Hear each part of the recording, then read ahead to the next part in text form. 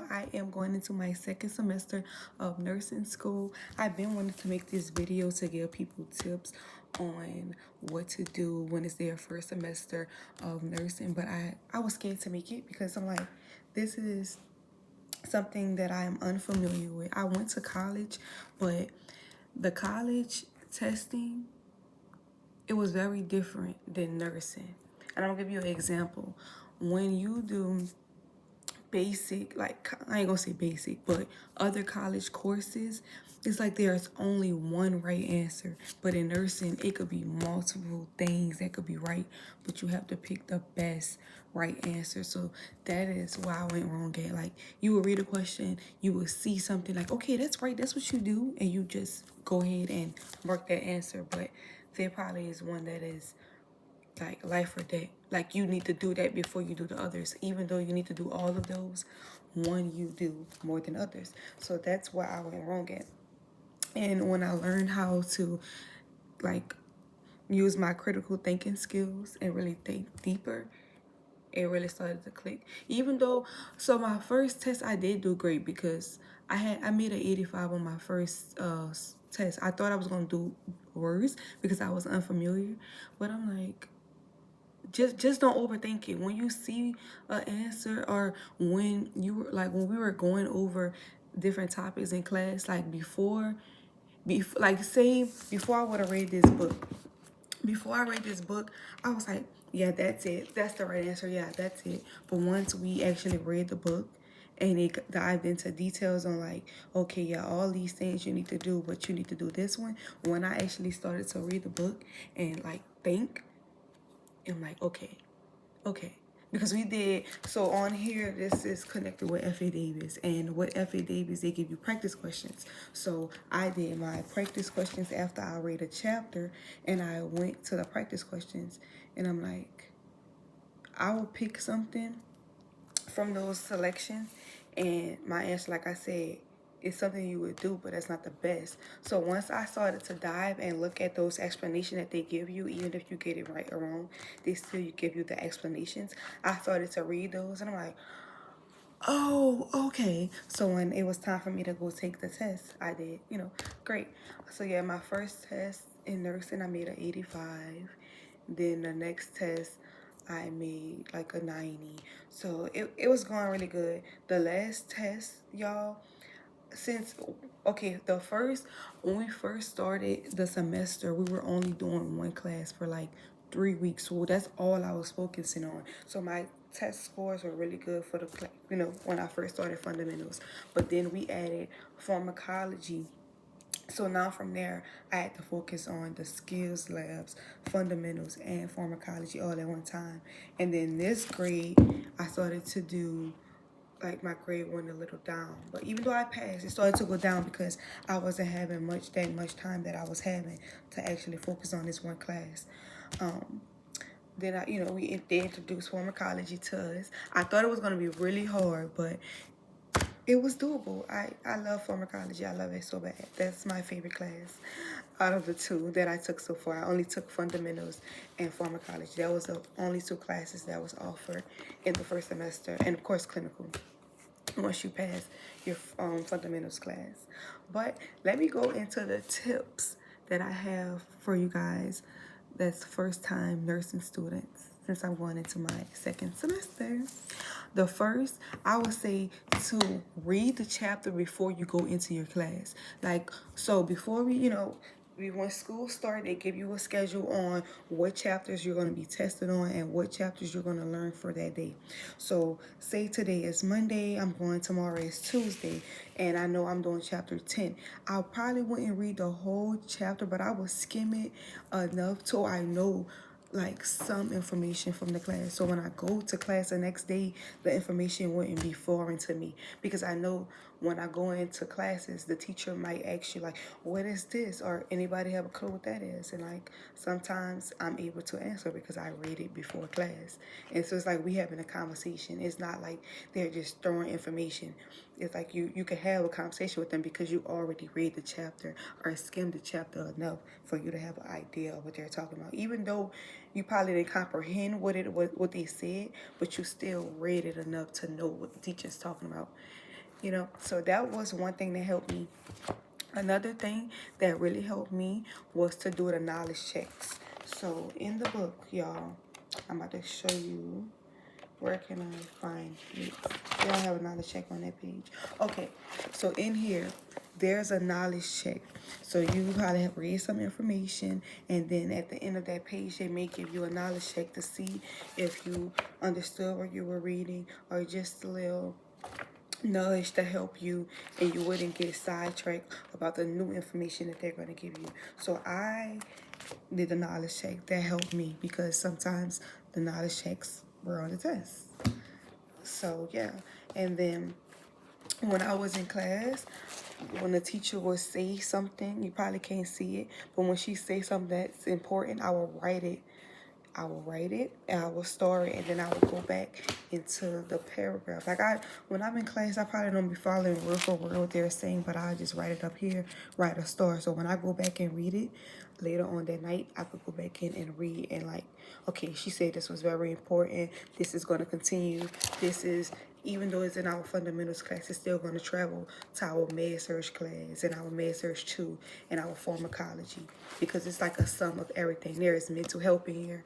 There is elderly abuse chapters. There is pediatrics. So everything, all the classes that you will have in the future is going to be in here. It's like a summary or like a glimpse of what you would get to do in the other chapters or the other classes, I would say. So this really helped the knowledge checks. And then the most important, y'all, they got the key points at the end of the chapter, and it's like, okay, this is important that you should know. So these key points, if you know the key points, that means you really did good with the chapter. And like, I will answer these, so I'm gonna show y'all. Hold on one second.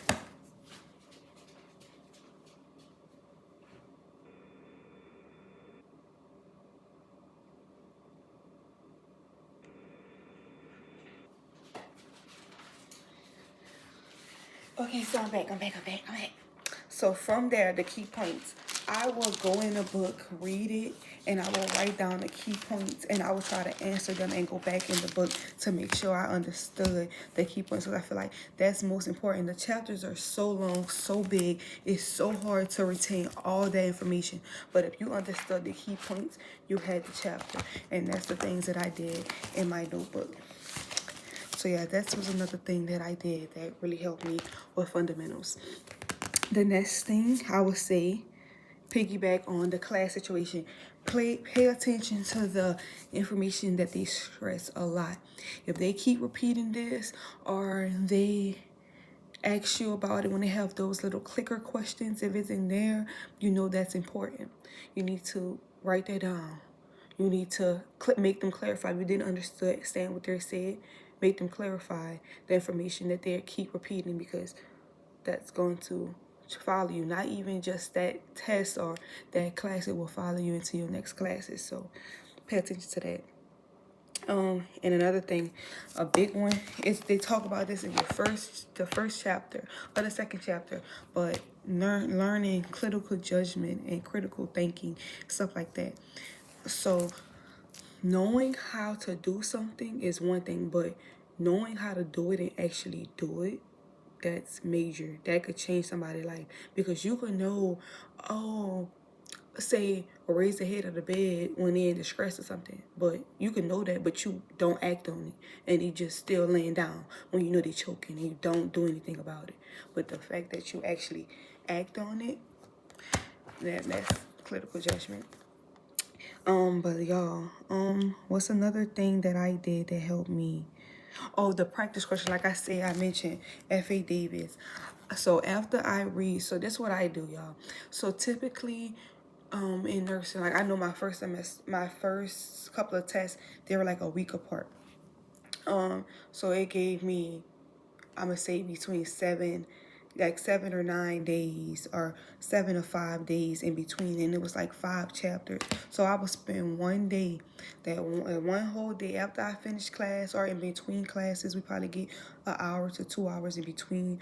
I would go study that chapter after if I know it's gonna be on the next, I say 2 2, 3, 4, and 5. I know that's going to be on the test next week. We in class today is the 2nd, and I know the test going to be on the 9th. I'm going to go ahead, go study that one chapter, study it up, go do practice questions, get familiarized. 2nd day, I'm going to go do the other one, do practice questions 3rd day, and so on. And then at that last day, I'm going to wrap all of them in all at one time and combine all the practice questions together and try to know. Don't try to memorize answers and questions, because that's not going to help you. Really learn the content and really learn what you need to do in these situations, because learning or trying to memorize questions, that's not going to help you.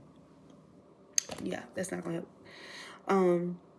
But the questions itself really help, because it's like you answer a question, you think it's right, it's not right, they tell you why it's wrong, you go back in a book, you're like, oh, okay. And that really helped me. Without this, I don't know what, without those practice questions, I don't know what I would do, because I probably would still have that mentality of that thinking that I had before I started nursing. So them questions, they really help. Another thing to do is form study groups, because you could think one way and you could be saying it to yourself over and over, and you could be dead ass wrong. Sorry for my language. But go to those study group, collab with other classmates, see what they think, and and you know, the best thing I could say is, if one person is stronger in one subject or one topic than the next, you teach them. Okay, so say if somebody know the topic of diabetes really well, and the other person know about thyroids. The person who know the diabetes, like back in front of their hand, they teach the person about the thyroid, and the person who knew about the thyroid, they teach the other person, and they back and forth piggyback on that. So that really helps when we, when we are in our study groups. That really helps. Like, I could, like, okay, and then I could give you another thing. One of my classmates came with about the cholesterol topic. Is the fibric acid, and you know that is the ones that's responsible for the triglycerides.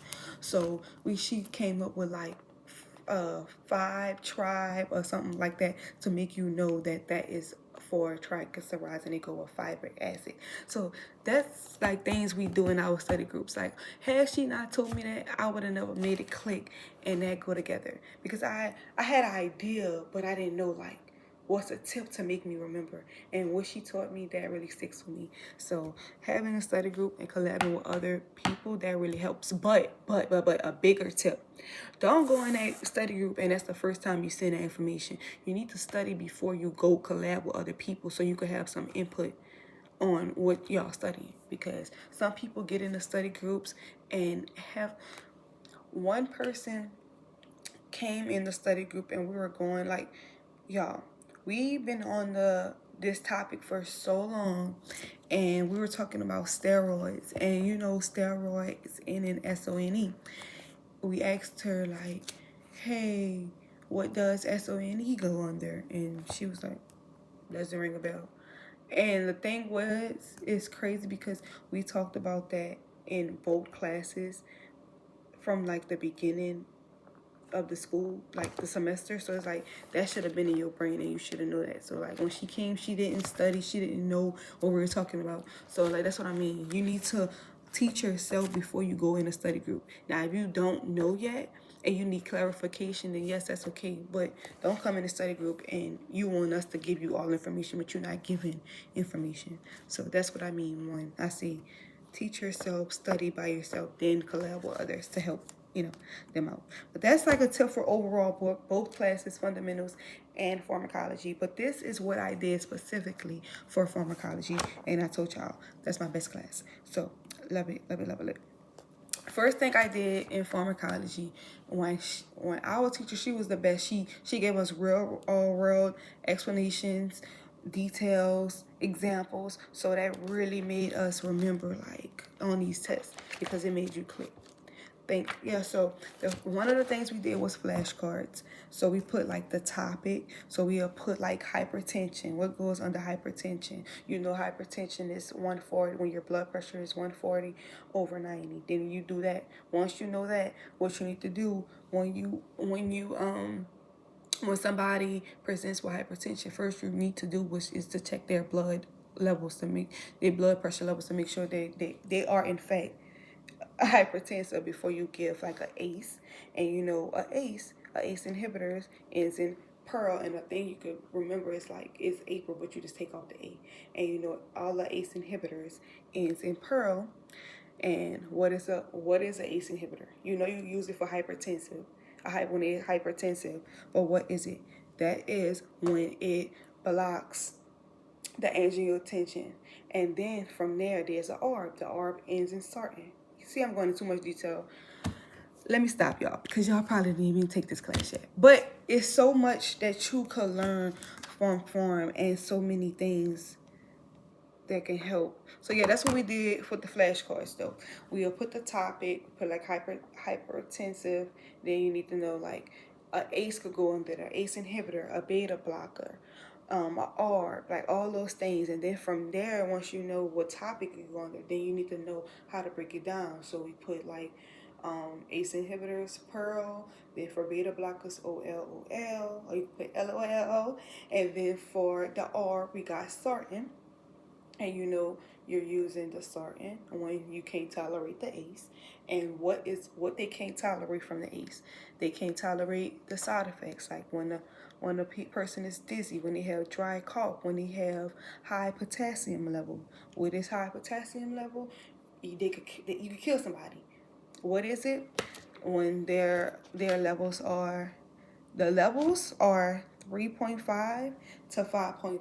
That's what it says in the book. People say 5.0, but I say 5.3 because that's what it said in the book. And how I remember it, because it's like back 3.5 and 5.3. If you turn it around, you know, it's like a mirror. And that's how I remember the potassium level. So if it's less than 3.5, bad. More than 5.3, bad. So either way is bad. But to tolerate the ACE side effects is hyper, and that's when you need to know that's bad. So when they can't tolerate those side effects, they do the ARB, and that ends in sartan. And that's how pharmacology, me and Pharm like this, because stuff like that clicks for me.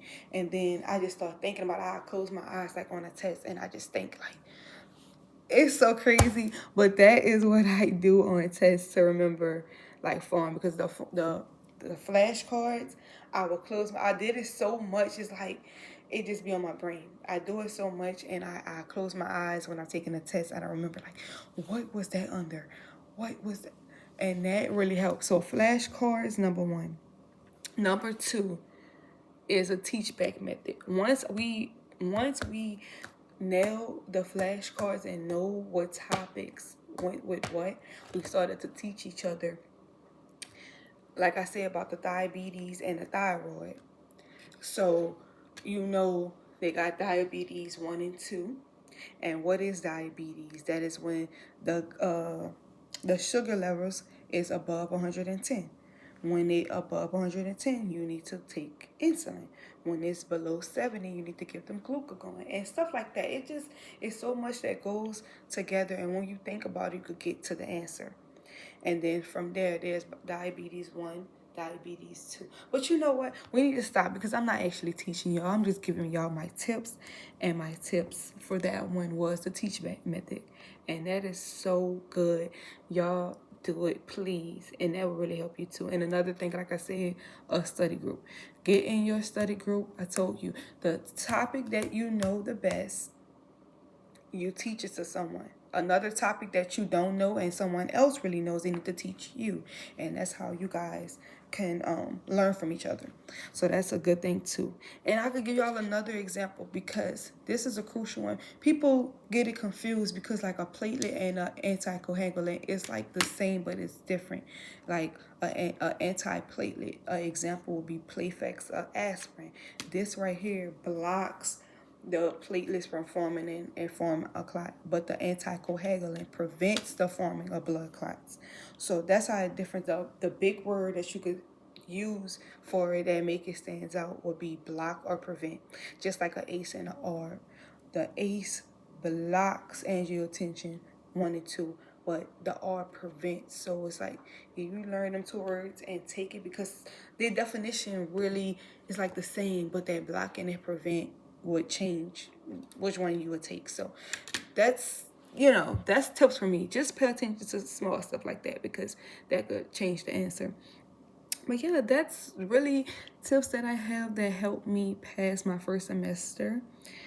And I've been hearing y'all for med surg, it's like you need to really know the signs and the symptom of diseases and, you know, things to help you pass with that.